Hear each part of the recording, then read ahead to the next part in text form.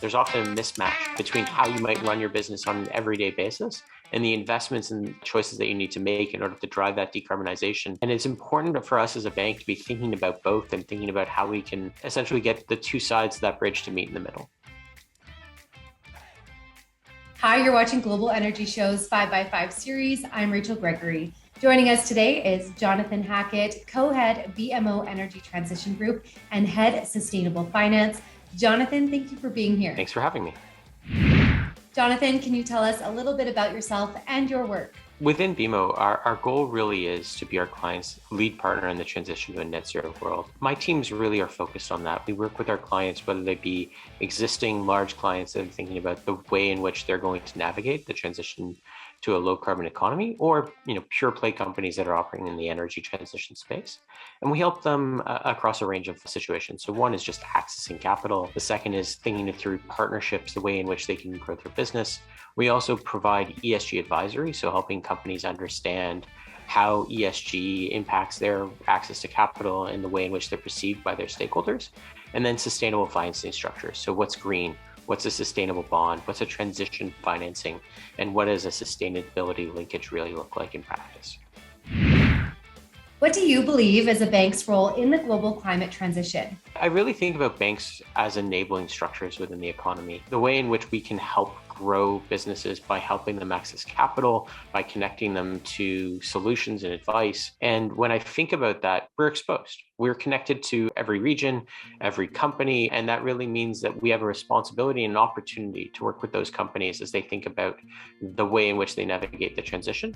And that if we get that right, we benefit as somebody that is taking risk with our clients, but we also get a benefit because we're then helping those clients grow and achieve large transactions that we can be working with them on.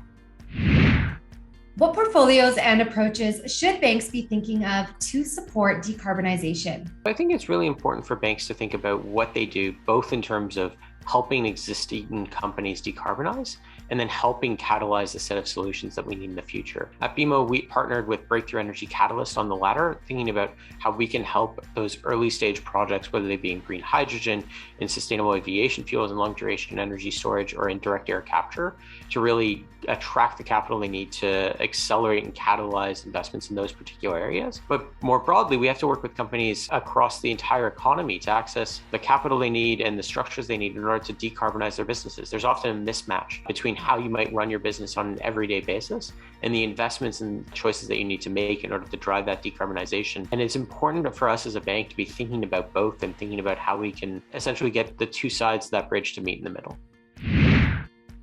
Outside of carbon offsets and technological solutions, how can sustainable finance help banks meet their climate targets? It's interesting, I really think about our climate targets as being our clients' climate targets. We don't have a goal of changing our portfolio in the absence of our clients driving that change.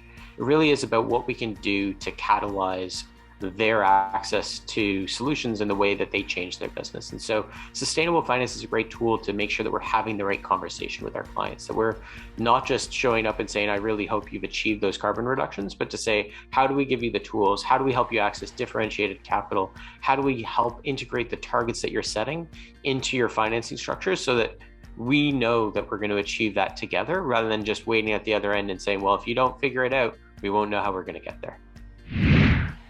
How important is sustainable finance in terms of a bank's general climate change or net zero strategy? So I'm obviously biased and think it's very important. I do think it's challenging to do things outside of portfolio choices.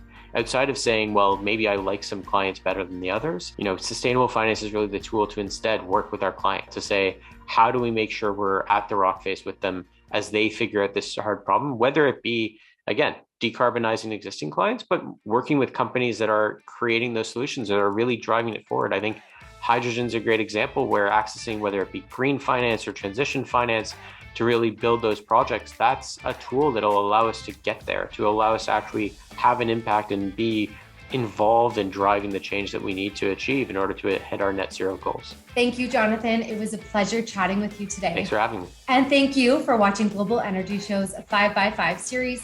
Make sure to like this video, share it to your networks, and subscribe to our YouTube channel so you can see all of our new releases. We'll see you next week.